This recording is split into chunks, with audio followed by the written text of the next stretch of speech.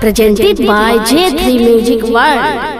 बोला बोला देवघर वाले बाबा की।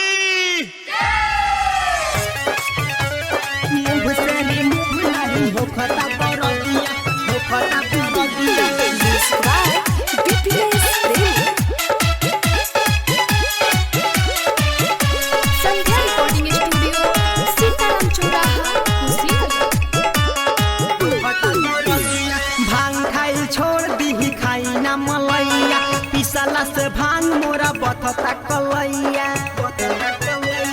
सुनी ना भांग खाई छोड़ दी खाई ना मलैया पिसला से भांग मोरा बथता कलैया सब कर सुनी ले सुनी हमारो रजिया मुँह से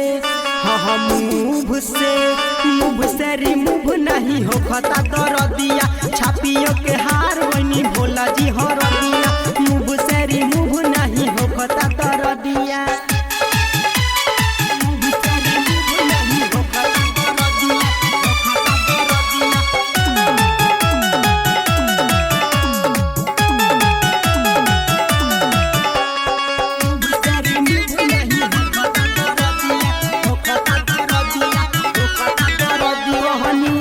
ला दिए भोला भांग पिसला में बड़ी राउर गजन होला पिसला में बड़ी राउर कहनी की मिक्सर ला दिए भोला भांग पिसला में बड़ी राउर गजन होला तनी ना सुनीले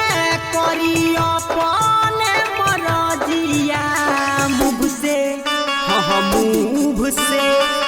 से रिमूव नहीं हो खता दरदिया छापियों के हार बनी भोला जी हर दिया मुँह से रिमूव नहीं हो खता दरदिया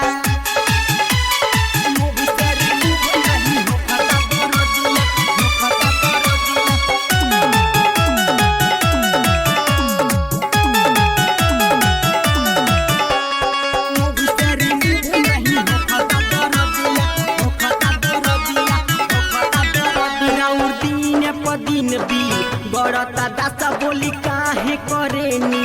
ऐसा नशा दिन भी बड़ता दासा बोली काहे करेनी ऐसा नशा अंकित बिटू अशोक कहेले फरजिया मुँह से रिमूव नहीं हो खता दर